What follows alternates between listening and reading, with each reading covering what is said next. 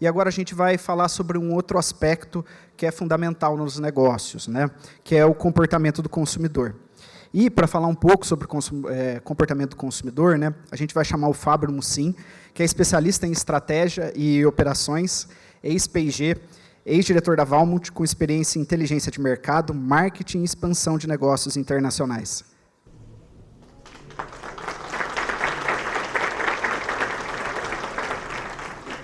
Boa noite, gente. Vamos ver no vídeo. Você quer começar? Bom, vamos falar um pouco sobre... Primeiro de tudo, obrigado pela presença de todos. Eu fiquei bem feliz com a quantidade de inscrições, do interesse. Isso mostra que não só o peso dos convidados, mas também dos temas, como eles são relevantes, atuais. Então, obrigado realmente pela presença. Esse evento foi feito com muito carinho, mas também com muita seriedade, porque a gente está realmente vivendo um momento de muita transformação e a gente quer, sim, causar um impacto positivo nos negócios de vocês. Então, eu decidi trazer um tema de economia comportamental. É um tema que, na época que eu trabalhava na P&G, eu fui treinador de economia comportamental, a gente aplicava isso 12, 14 anos atrás, e é um negócio que eu vejo que ainda não é muito aplicado, principalmente nos pequenos negócios. A gente vê grandes corporações, muitas vezes os e-commerce, a gente vai trazer alguns exemplos, mas isso dá para aplicar e muito nos negócios pequenos também, e com custo praticamente zero. Tá? Então, vamos falar um pouco sobre isso. Primeiro, um pouco de contexto. Por que isso é importante, a gente falar sobre psicologia do consumidor? Porque, por mais tecnologia que a gente tenha, a gente é humano, a gente lida com pessoas, e as pessoas, evolutivamente, elas se comportam de uma determinada maneira, com determinados vieses. E isso é mapeado hoje, apesar da economia comportamental ser estudada desde a década de 50, a gente teve uma aceleração desses processos nos últimos anos, com muitos dados, e a gente vai falar um pouco sobre isso. E, ao contrário do que a economia tradicional diz, né, com relação à decisão de compra, que ela é muito racional, é exatamente o contrário, gente. As pessoas decidem por contexto, por emoção, e decidem muito rápido. Tá? Elas sentem antes até de decidir. Então, o fundamento dessa teoria veio com o Daniel Kahneman, que é um prêmio Nobel de Economia, e ele basicamente fala que o nosso cérebro ele tem duas vias de funcionamento. Uma com um piloto automático, que é muito interessante porque ele processa, ele está todo... Alô? Ele está todo o tempo ligado, ele processa informação a 11 milhões de bits por segundo, e ele toma decisões rápidas e intuitivas, e ele é responsável por 95% das nossas decisões. Por outro lado, a gente tem uma outra via também, que a gente chama de piloto, que é quando a gente assume o comando mesmo das decisões, ele é mais devagar, ele é intencional e ele responde só por 5% das nossas decisões. Então, é importante que a gente saiba como isso funciona para a gente influenciar na conversão dentro da loja e tudo mais. E o piloto, ao contrário do piloto automático que processa 11 milhões de bits por segundo, ele processa só 50, então ele é muito lento. Né? Então, por isso que quando você... E por que acontece isso? O cérebro ele funciona dessa maneira para economizar energia. Né? Até dos nossos antepassados, que era difícil conseguir alimento e tudo mais, toda oportunidade que o cérebro tem de economizar energia, ele vai economizar, porque ele tem aproximadamente 2% da massa do corpo, mas ele corresponde a 25% do consumo de energia. Então, toda oportunidade que ele tem, ele vai economizar energia. Tá? Então, como é que a gente aplica isso para as PMEs, né? Para as pequenas e médias empresas? É fácil porque são ajustes, como eu mencionei, que praticamente são grátis, mas eles são facilmente aplicáveis também. E os resultados são facilmente verificáveis também através de aumento de ticket médio, conversão e recompra dentro da loja. A gente vai falar um pouco sobre 6 gatilhos, e eu tenho o tempo bem contado aqui, mas existem dezenas, talvez centenas de gatilhos mentais que funcionam, que estão sendo estudados hoje na economia comportamental. A gente vai falar primeiro da ancoragem, que basicamente falar sobre o primeiro número que aparece vira referência numa decisão de compra. O segundo, a gente vai falar sobre prova social, que é basicamente gente que confia em gente. Vamos falar sobre escassez, ou seja, que é o que acaba, parece que vale mais. Número 4, poder do padrão, a gente vai ver que a gente quase nunca altera a nossa inércia né?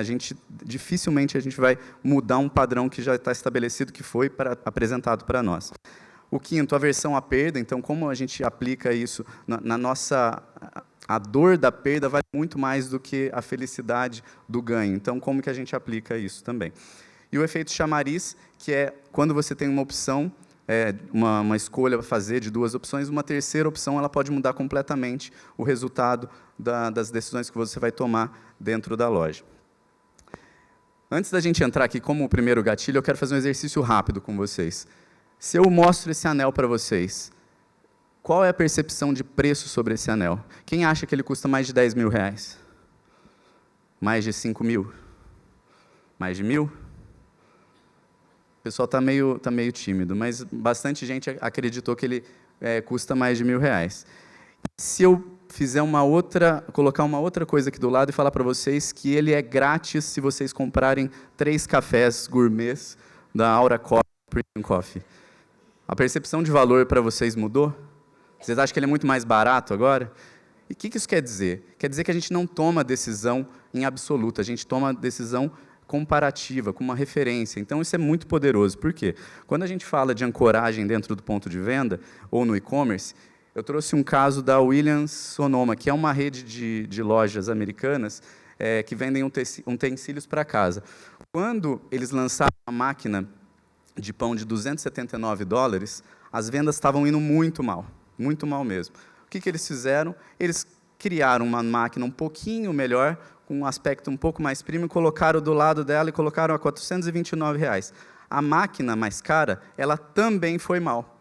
Só que a venda das máquinas de segundo preço dobraram. Então, influenciou diretamente nas vendas dessas máquinas. Como que a gente faz isso no nosso negócio? Quando a gente tem uma cafeteria, por exemplo, o simples fato de você colocar um cappuccino premium de R$22 do lado de um cappuccino normal de R$14 faz o cappuccino parecer barato, né? Ou então, quando você vê num e-commerce, o valor era tanto, é um pouco menor, então você cria aquela referência, então aquilo ficou barato para você. O que a gente traz é que existe uma âncora invisível, ou seja, o cliente quase nunca pede o item mais caro. Quem aqui já vai em restaurante e fala assim, não, me dá a carta de vinhos? Quem aqui já escolheu o vinho mais caro da carta do restaurante? Dificilmente a gente vai escolher, a gente sempre fica ali no meio, né? Então, se você pensar por aí, escolher os limites de preço da tua carta de vinhos vai influenciar diretamente no ticket médio que você vai vender no teu restaurante, tá? Vamos para o próximo gatilho, da prova social. Aqui é um caso do Booking bem interessante também, ele traz frases como reservado 12 vezes nas últimas 24 horas. Então, isso faz com que a gente acredite que aquele pode ser um bom lugar, porque várias pessoas antes da gente confiaram naquele negócio, né? Então, quando você, na época dos anos 90, que a gente ia na balada, e aquela fila quilométrica lá, você fala assim, nossa, aquela balada deve ser boa, né?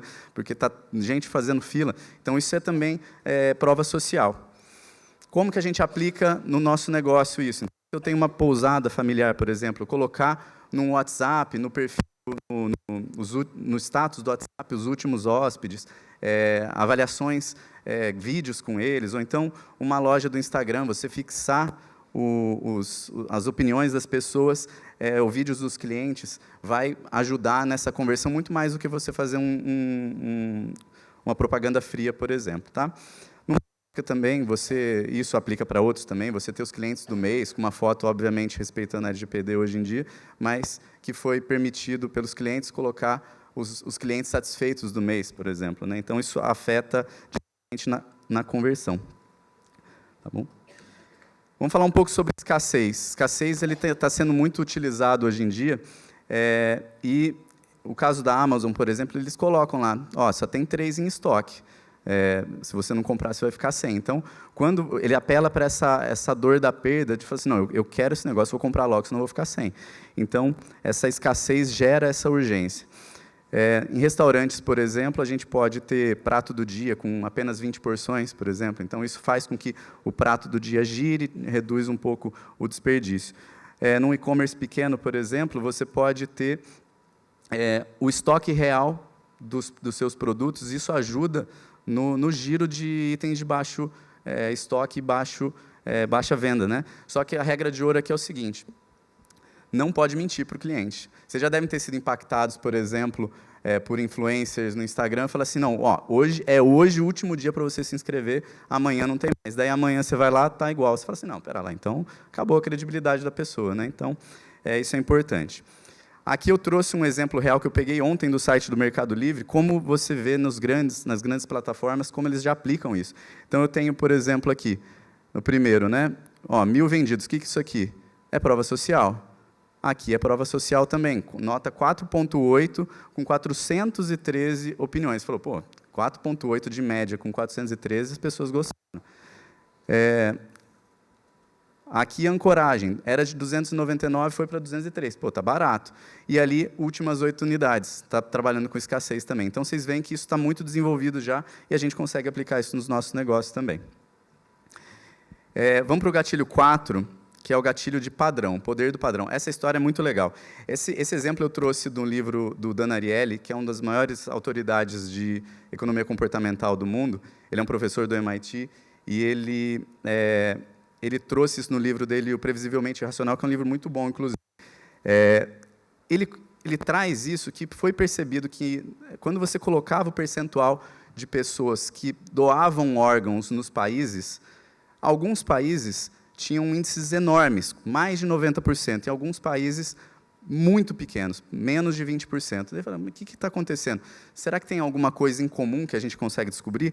Aí eles pegaram os países com mais de 90%. Pegaram países como Áustria, Suécia, Bélgica, e falaram, não, será que tem alguma coisa a ver com educação, com conscientização da população? Inclusive, o Brasil está nessa lista.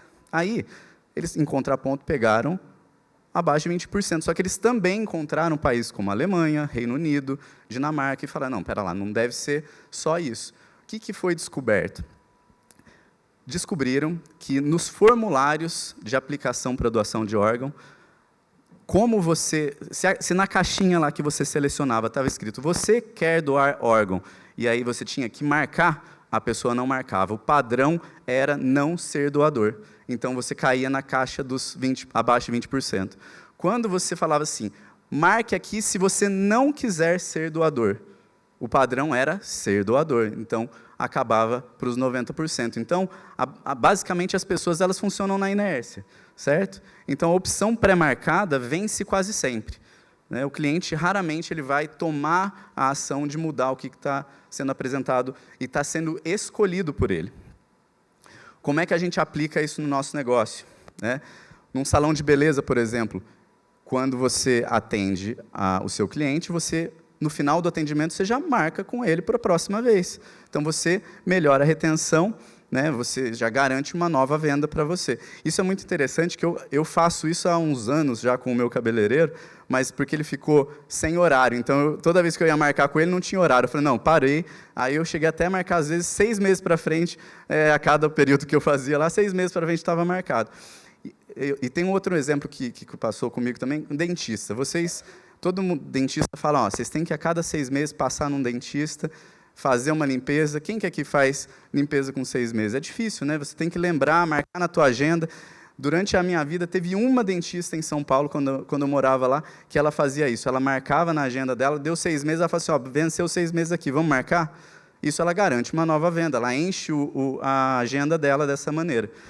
Um e-commerce, você deixar, por exemplo, o frete mais econômico no mercado, reduz o abandono do checkout, por exemplo. Um clube de vinho, que eventualmente tem, ou então você ter renovações automáticas. Na época que eu trabalhava na PG, a gente tentou muito fazer isso com assinatura de fralda. Era difícil, porque você muda de tamanho muito rápido, mas funcionava em alguns casos, e você aumenta o LTV, que é o valor de longo prazo que o cliente traz para você.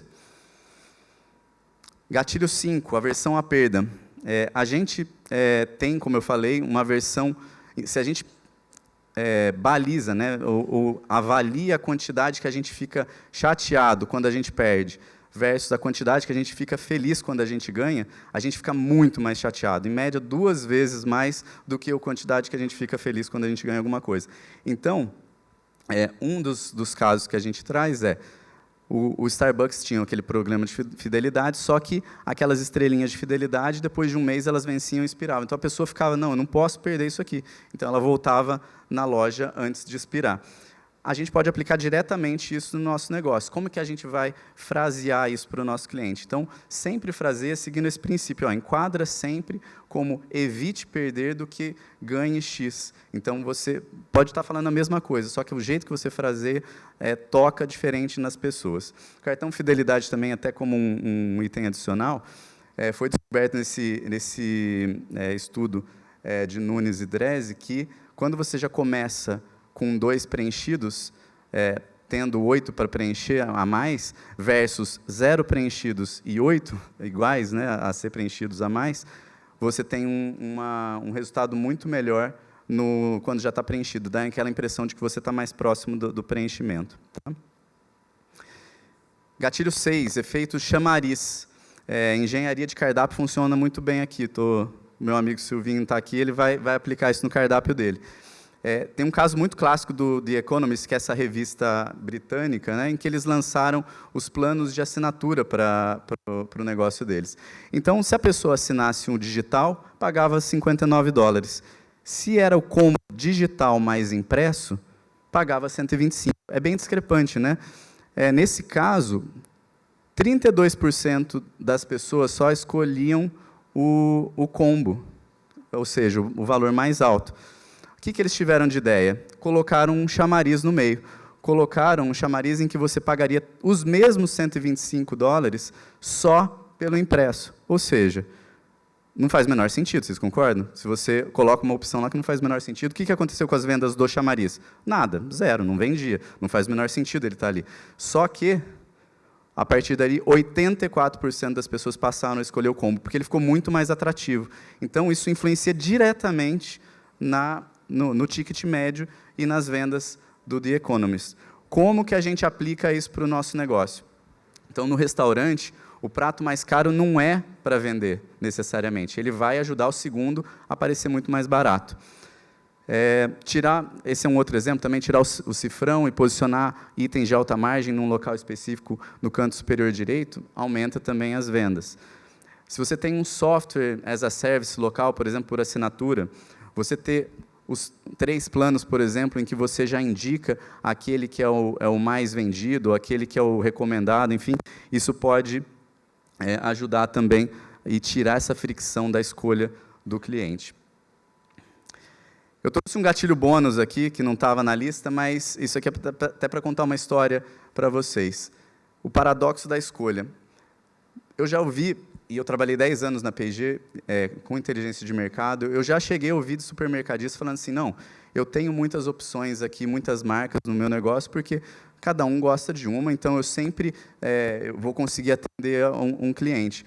Só que eu vou contar uma história para vocês. Quando eu fui fazer esse treinamento, não lembro exatamente o ano, mas já faz uns 12 anos, lá em Cincinnati, na sede da P&G, quando eu cheguei lá, o treinamento seria no dia seguinte. Eu cheguei lá nos Estados Unidos e falei, sempre gostei de ir em supermercado, por exemplo, no país que eu vou, porque é muito diferente. Eu lembro de eu ir num Target.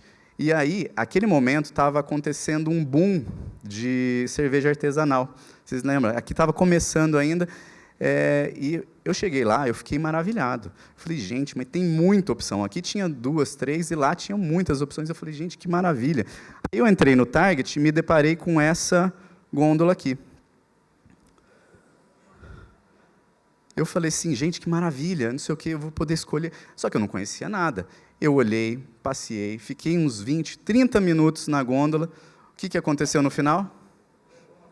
O que eu levei? Não levei nada. Eu não consegui escolher. Eu não levei nada. E aí eu fui no outro dia e teve, dentro do treinamento, essa questão do paradoxo da escolha, que mostra basicamente isso. Em alguns casos, menos é mais. O nosso cérebro não é projetado para processar muita informação ao mesmo tempo. Então, quando você tem esse tipo de informação para você, vira uma sobrecarga mental. Então, a gente, muitas vezes, opta, a melhor decisão, a decisão mais segura é não decidir, porque e se eu comprar uma errada? Né? Então, acaba não comprando nada. E foi curioso, porque isso tinha acontecido no dia anterior comigo. Aliás, até complementando, a Dani falou que tem algumas pessoas de supermercado. Nessa época, na P&G, a gente começou a implementar o que a gente chamava de otimização de sortimento. E a gente começou com categoria de fralda. Categoria de fralda, eu trabalhei muitos anos com categoria de fralda, e ela é uma categoria bem complexa, porque você tem muitas marcas, você tem, dentro de uma marca, muitos tipos, né, de melhor qualidade, pior qualidade, e dentro de cada um desses tipos, também você tem todos os tamanhos, desde recém-nascido, P, M, G, extra G, extra, extra G, hoje tem extra, extra, extra G. Então, qual que era o cenário típico quando a gente chegava num supermercado ou numa farmácia? Eu cheguei a visitar farmácias que têm uma restrição de gôndola grande, né, que tinham 9 marcas, só que daí tinha uma marca um pouco mais premium, a outra não tinha, só tinha uma mais barata, não tinha os tamanhos, porque o que os supermercadistas falavam também? Eu só tenho os itens de alto giro, eu só tenho MG. Mas alô? Tem coisa mais frustrante para o pai e para a mãe quando vai comprar uma fralda de emergência, aquela que você está em outra cidade, você fala, eu preciso comprar uma fralda, você entra lá e não tem o tamanho do teu filho, dá vontade de morrer, né? Então, você fala assim, não, uma das coisas que a gente fez foi, vamos reduzir essa quantidade de marcas. Depois, a gente escolheu com muito cuidado quais marcas que a gente colocava, uma mais premium, até para fazer aqueles gatilhos de ancoragem, de chamariz, como a gente falou, e sempre tinha todos os tamanhos. E aí você tinha menos quebra, você tinha menos inventário. Em algumas das redes que implementaram esse tipo de abordagem, eles cresceram 40% nas vendas de fraldas dentro daquela loja. Então, o negócio realmente funciona. Então, para finalizar aqui, um checklist para aplicar ainda essa semana no seu negócio. Primeiro de tudo, revisa o seu cardápio, o seu site ou o seu catálogo. Tem uma âncora clara? Cuidado com a quantidade de opções, né? Vamos tentar entender como aquela categoria especificamente se comporta e facilitar, tirar o atrito mental das pessoas quando vão tomar as decisões. O Silvio, falei do Silvio agora, mas vocês já chegaram a ver, bom, aqui no Brasil tem muitas dessas opções, mas eu lembro que eu fiquei muito chocado quando eu fui nessa ocasião também, numa Cheesecake Factory, sabe? Aquela onde a Penny, do The Big Bang Theory, trabalha. Vocês já viram um cardápio desse lugar? É de chorar. Ele parece um livro, né? E 100 figuras, então tem páginas e páginas de cheesecake. Eu falei, gente, é só um cheesecake, sabe? Tipo, é um negócio impressionante. Então, segunda coisa, prova social. Coloque visível a prova social nos primeiros segundos de contato com o cliente.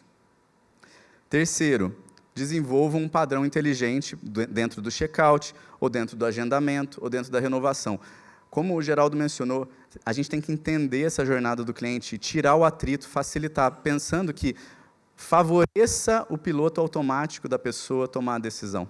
Tá? Então, vai favorecer a conversão dentro da loja. Reformular as promoções para que a pessoa evite a perda ao invés de ganhar alguma coisa, isso vai favorecer a venda também.